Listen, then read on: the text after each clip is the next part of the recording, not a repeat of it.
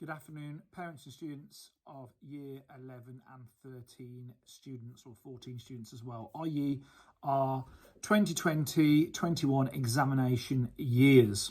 I just thought I'd give you a quick update and sort of chat around the news that came out over the weekend. And again, we're getting used to this new method of working where the papers get the first sight of government strategy prior to it being formally announced. So you may have picked up on the BBC or from the Times and other papers across the weekend that examinations are in some way a little bit back on.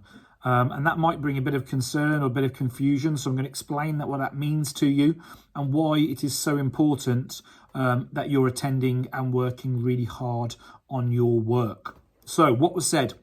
It was leaked that this week, and we're expecting by Friday, that Ofqual, which is the examination body for the entire country, will be releasing their first stage of their information about how you, as a student in Year 11 or 13/14, would get a result this summer. Bear in mind that Gavin Williamson and the DfE and the government announced there'd be no exams and that there would be teacher-based assessments.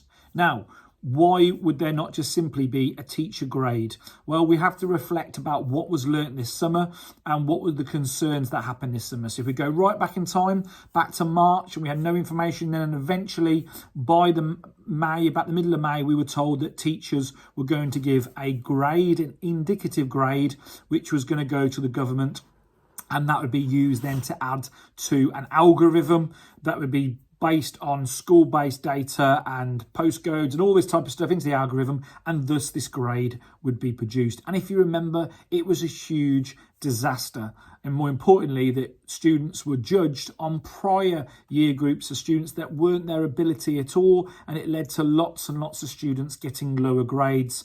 And when the A-level results came out first, it caused loads of students to lose their university places. And the government did a U-turn within a week on that, and eventually, hopefully, it sorted it out, and it was done prior to the GCSEs last year, and it went back to being just the teacher grade.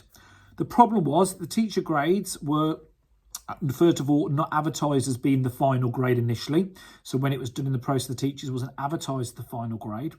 And secondly, though here I'm absolutely confident that what we gave to the government for each of those students was realistic, was accurate, and was based on really strong internal data, overall, the government felt that teachers had inflated, schools had inflated the grades compared to prior years. So there was always going to be a real hesitance to go back to a method where they just said to a teacher, tell us what you think that student should be, and we would give them the grade based on that. So as a head teacher and as teachers here in the school, we've always expected there will be some kind of change. We don't know what that is, apart from the leak has indicated, most importantly, that it will be based on several things. One, how the students' prior data and how they've been working based on the teacher's view. Two, that it would involve assessments. When they say assessments, effectively that will mean exams.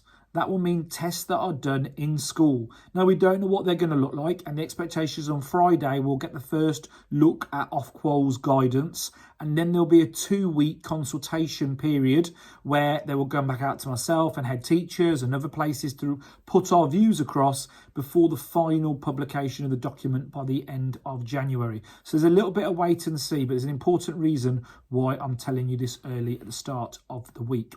The other thing they've talked about in the leak is that there could well be some kind of coursework element in there or portfolio-based work they would add. And again, each of these adds layers of complication and layers of things that we just don't know and produces a lot more questions for us.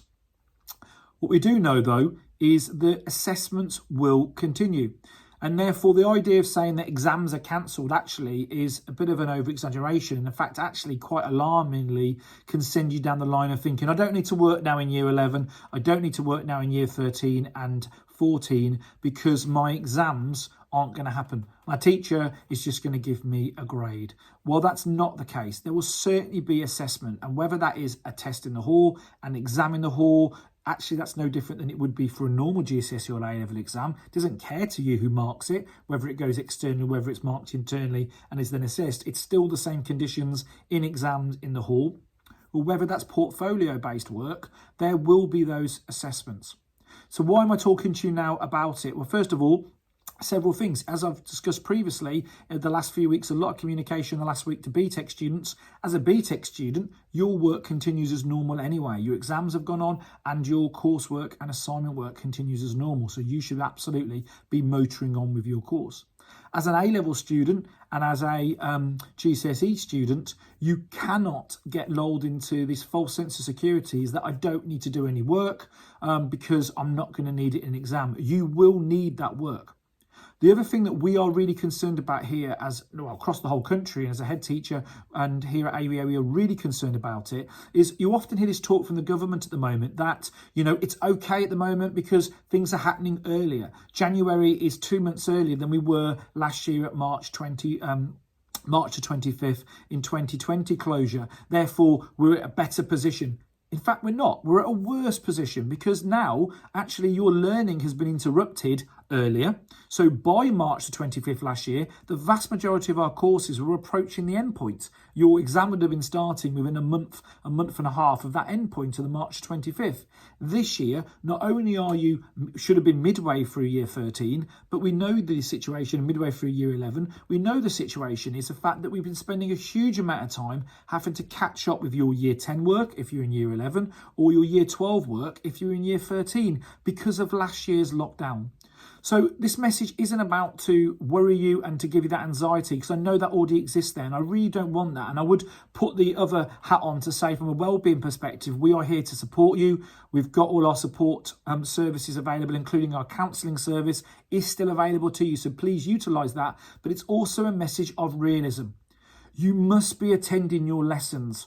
And that includes your remote learning lessons. Today, I received a huge checklist from the Department for Education of what schools should be doing for their remote learning. I'm really pleased to say that we tick the top box on every single one of those checklists. But you have to be attending those lessons. What is absolutely clear is my members of staff will be giving you a grade. That grade will be based on assessments. That grade will be based on potentially additional work, exams at the end of the year. But it will also be based on where they believe that you can be with your attainment based on your attendance. And already we know that people are coming from a challenging position off last year. We know it's a challenging position in terms of home learning, but you must be attending those remote learning sessions online. If you're not turning up, that is going to mark against you at this time. And that means that you will be unable to get the very best grade from your teacher that you could get towards the summer.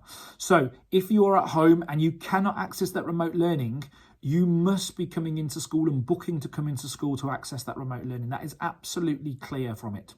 You cannot just not be there. If you've got a reason that you have to have an absence because you're attending something else or there's a reason or you're ill, you still must be reporting in those illnesses to your either for year 11 to Miss Grant or into the sixth form team with Miss Benny and the college leaders in the sixth form, so we can mark you down as being absent. Otherwise, it will go down as an unauthorised absence.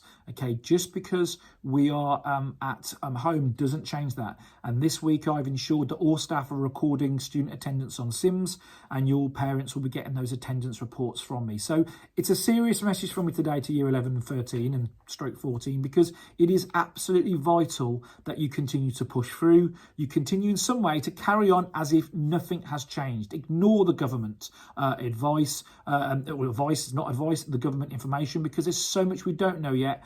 I will keep you up to speed with what's going on, keep parents up to speed. As always, if you've got any questions, please do email me, send the email through. As you saw from the recent ones with BTEC, I'm quick to respond back to you, and I will come back and let you know if you've got any questions. And I'll remind you, please, if you've got any concerns and you want to talk to somebody about what's going on at the moment, the anxiety, there's plenty of staff here, your tutors, the pastoral team, our counsellors who are here to help and support. Same goes for parents. If you want any help or advice, please do get in contact with me at principalpa.auea.co.uk. Sorry, I'll say again, principalpa@auea.co.uk. Look forward to speaking to you soon. Take care. Please check out my other video, which is just a general update around free school meals and other information for this week. Take care. Thanks. Stay safe.